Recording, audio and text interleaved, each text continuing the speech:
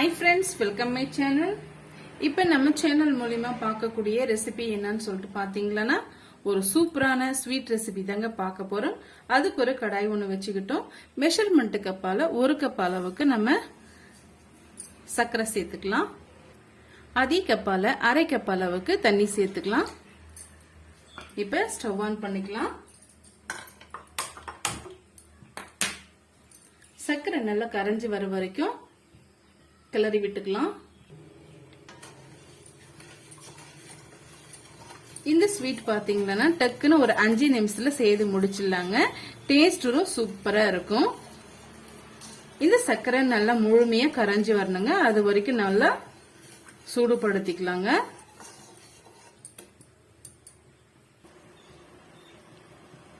பாருங்க, இது போல நம்ம கிண்டி விட்டுட்டே இருந்தோம்னா சர்க்கரை சீக்கிரமாவே நல்லா கரைஞ்சி வந்துடும். ஹை ஃபிளேம்ல வச்சு நல்லா இது போல கிளறி கொடுத்துக்குங்க. இப்ப பாருங்க, முழுமையா இந்த சர்க்கரை நல்லா கரைஞ்சி வந்துடுச்சு. இப்ப நம்ம பாகு பதம் செக் பண்ணி பார்த்துக்கலாம். ஒரு கம்பி பதம் வந்து ஃபார்ம் ஆயிட்டு வரணும். பாருங்க, இந்த ஸ்டேஜ்ல நம்ம எந்த கப்பால சர்க்கரை அளந்து எடுத்துக்கிட்டோமோ அதே கப்பால 2 கப் அளவுக்கு கோகனட் பவுடர் வந்து சேர்த்துக்கலாம். இது வந்து வீட்டிலேயே அரைச்ச கோகனட் பவுடர் தான். மீடியமான ஃப்ளேம்ல வச்சுக்கோங்க. இப்ப இது கூடவே அரை கப் அளவுக்கு பால் பவுடர் வந்து சேர்த்துக்கலாம். சேர்த்துட்டு நல்லா வந்து மிக்ஸ் பண்ணி விட்டுக்குங்க.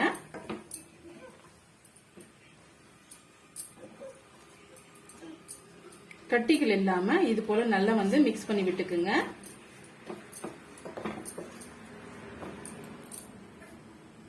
இப்ப வாசனைக்காக ஒரு 1/4 டீஸ்பூன் அளவுக்கு ஏலக்காய் தூள் வந்து சேர்த்துக்கலாம். சேர்த்துட்டு இதையுமே நல்லா வந்து மிக்ஸ் பண்ணி விட்டுக்குங்க. ஓரளவுக்கு கெட்டிப்பட்டு வந்த உடனே நம்ம இதை வந்து மிக்ஸ் பண்ணி நல்ல உருண்டைகளா செய்து எடுத்துக்கலாங்க.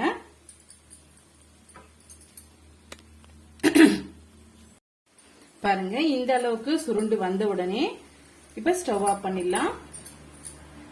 ஸ்டவ் ஆஃப் பண்ணிட்டு இது கை பொறுக்கிற சூடு வர வரைக்கும் நம்ம இதை இப்படியே ஆற விட்டுடலாங்க. ஓரளவுக்கு ஆறி வந்த பிறகு நம்ம பார்க்கலாம். பாருங்க, இந்த அளவுக்கு நல்லா திக்கான உடனே இப்ப நம்ம கொஞ்சமா பிரிச்சு எடுத்துக்கலாம். இப்ப இந்த பார்ட்ஸ் வந்து அப்படியே இருக்கட்டும். இதுல வந்து நம்ம ஃபுட் கலர் வந்து சேர்த்துக்கலாங்க. நான் ஸ்ட்ராபெரி ஃபிளேவர் வந்து சேர்த்துக்கிறேன். உங்களுக்கு எந்த வகையான ஃபுட் கலர் விருப்பமோ ஃபிளேவர் முக்கியமோ அது வந்து சேர்த்துக்குங்க. இப்ப கொஞ்சமா நம்ம ஸ்ட்ராபெரி இதை வந்து சேர்த்துக்கலாம். சேர்த்துட்டு நல்லா வந்து மிக்ஸ் பண்ணி விட்டுக்குங்க. இல்ல உங்களுக்கு சேர்க்கறதுக்கு விருப்பம் இல்லைன்னா நீங்க வெறும்னா கூட லட்டா செய்து எடுத்துக்கலாம். பார்க்கறதுக்கு நல்லா இருக்குங்க. அதனாலதான் நம்ம இது போல செய்து எடுத்துக்கிறோம்.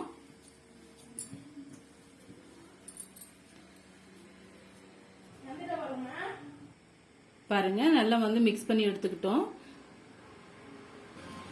இப்போ எந்த அளவுக்கு உங்களுக்கு லட்டு வேணுமோ அந்த அளவுக்கு நீங்க உருண்டைகளா செய்து எடுத்துக்குங்க. இது போல எடுத்துக்கிட்டு ஃபர்ஸ்ட் ஒரு முறை நல்லா இது போல உருண்டைகளா செய்து வச்சுக்கலாம். செய்துட்டு நல்லா இது போல பிரஸ் பண்ணி விட்டுக்குங்க.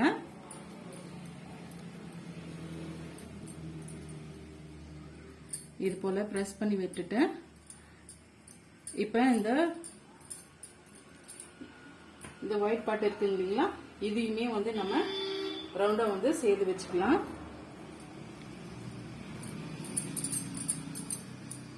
இது போல செய்து வச்சுக்கிட்டு நம்ம இது போல தட்டி வச்சிருக்கிற பீஸ்ல வந்து இதை சேர்த்து விட்டுக்கலாம்.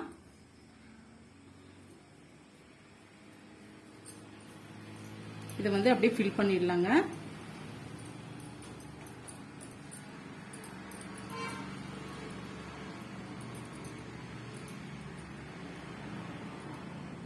பாருங்க, இது போல நம்ம செய்து விட்டுக்கிட்டு இதுமே வந்து இது போல ரவுண்டா செய்து வச்சுக்கலாம். இதே போல எல்லா பீஸுகளையும் நம்ம செய்து முடிச்சிட்டு பார்க்கலாங்க.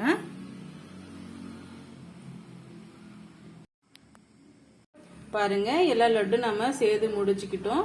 ரொம்பவே சிம்பிளான டேஸ்டியான தேங்காவை வச்சு ஒரு அருமையான ஸ்வீட் வந்து செய்து முடிச்சுட்டுங்க.